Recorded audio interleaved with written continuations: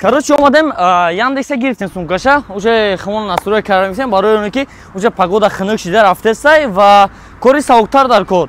Конечно, дар зимистон ай ҳама кори зур барои бачаҳои хона, барои мардуми хона, конечно, беғарзи Яндекс бигем ки ягон кори дига нест, ҳам сабуктар нормали даромада мебинам. Ва бардоре ки алакай скутер дорам, оштон шавак, опа, дидиш сигнал метиҳад.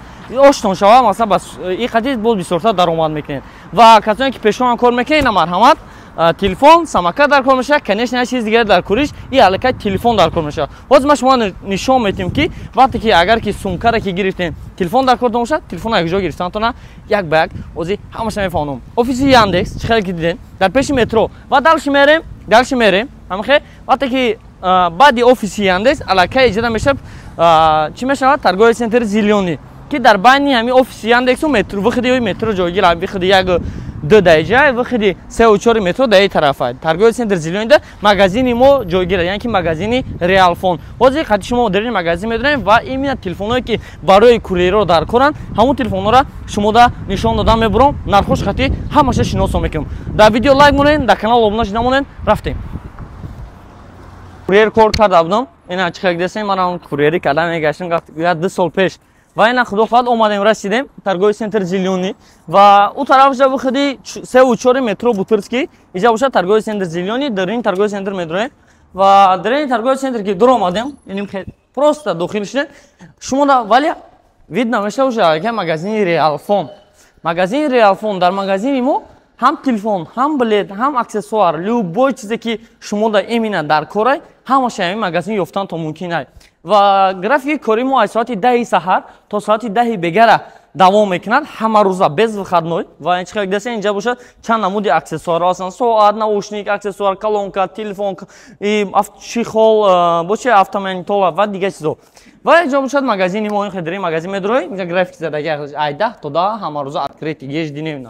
Вот магазин медроем, инҷа барсетко ҳастанд, ин тарафда мошинко, продавец, наушникҳо.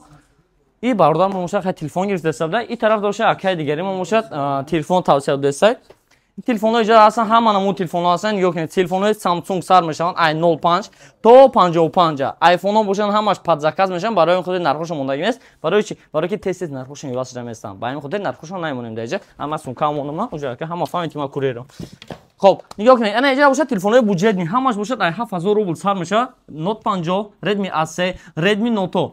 Redmi-ҳое ки дар соли 2024 нав омадаган барои фурӯша. Дар магазин мо толка телефонҳои нав фурӯхта мешавад, бе ӯ надорем. Ҳеҷчо гуфтам, агар ки дар кор бошад, рақамҳо дар рӯи экран. Ва ана витрина дигаре бошад, Tecno Spargo ва моделҳои микс меган, ко ҳам хеле иҷа Inoi ҳастай, Smart Infinix ҳастай, Tecno Spark ҳастай, Tecno Camon Honor, иҷа бо Tecno Zero. Стати бачо, ака ҳама телефонҳо шиносон карда бур омадам. Ҳозир боша ма шумо да сета телефоне ки именно барои курьерро чотка бада нишонтон метем. Якум телефоне ки ма шумо нишон метем, тавсия метем. Агар ки то чени 12-13 ҳазор харидорӣ бошед, марҳамат бардори азиз, телефони Samsung A15 тоуш бути намеғалта, биғалта намешкана, ва ина дизайнш хеле десен чотка ки бада чанд расветка дорад. Свети кабуд, свети сини, ма и кабуди тёмни.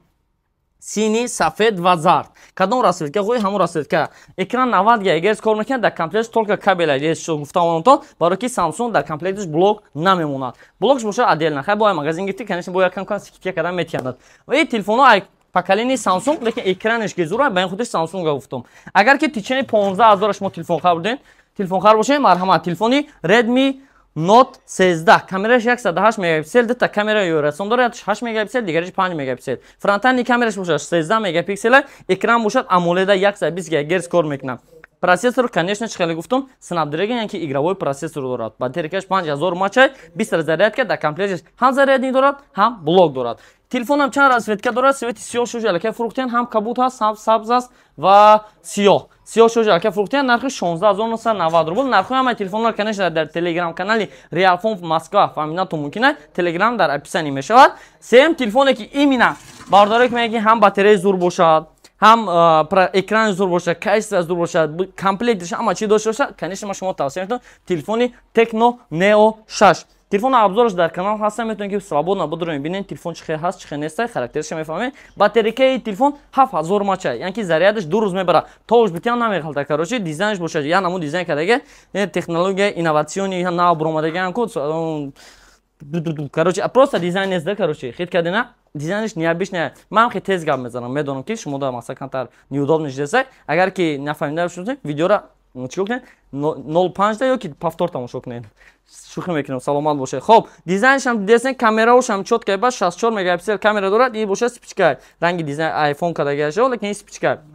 Ина характеристикашон 7000 маш батарейка, 20 разрядка дорад, 50 мегапиксел камераи телефона 6 экраншай ва процессор ошам Mediatek Helio G99. Ду тарафа динамик дорад, стерео динамик дорад. Ҳамаи поён, ҳамаи боло. Дар қисмати поён ҷои зарарнокаш, ҷои наушникаш, конечно. Дар комплектасияи телефон, чиқар десен оперативка 8+8 дар комплектасияи телефон ёкне чиё ҳаст. Ҳуй мекунем комплектасия документҳои телефон, чихол, документация и пленка мондага. Ида бошад симча барои заряд, симча барои сим-карта, кабел барои заряд монда и ишо блок питания. Ҳамаи ҳами дар комплект ҳастанд. Нархи телефонҳо бошанд дар магазинҳо 15990 рубл сар мешавад. Ешо гуфтам онтон. Агар дар кор тамоша рақамҳо дар рӯи экран муроҷиат кунед, имина бардори ки курьер кор мекунад, ман се та телефонро шумо тавсия метиҳам. Ва агар шумо дар дигар шаҳрҳо курьер бошен, ёки дафа надорад дар Россия, дар Торишин, любой ҷо курьерам кор накунед, телефони ба қувват хуй дар ҳамаи нархҳо, ҳамин се та телефона хайрдорӣ кун. Барои заказ рақамҳо дар рӯи экран доставка ба ҳама шаҳрҳои ҳам Россияро дорем ва ҳам Тоҷикистон дорем. Москва бошад, то любой метро доставка карда метиҳем. Магазин биёен, агар магазин дар шаҳри Москва, метро Бутырский, торговый центр Зелёний. Ҳама рӯза аз соати 10 саҳар то соати 10 бегала кор мекунад. Ҳозир дар охири видео чӣ хел магазин омода нишон метиҳимтон, тамошо мекунед, прямо магазин мебинед. Магазин мебинед, ин бардоро ҳаматон телефони дар кортон барои хитом мехонед. Ҳозир бо як навигарии дига аст, ина конечно дар видеои дигари гаптон мезанам. Саломат бошед, хати шумо будам Умедҷон ва магазини Realphone. Командаи Realphone хати шумоай.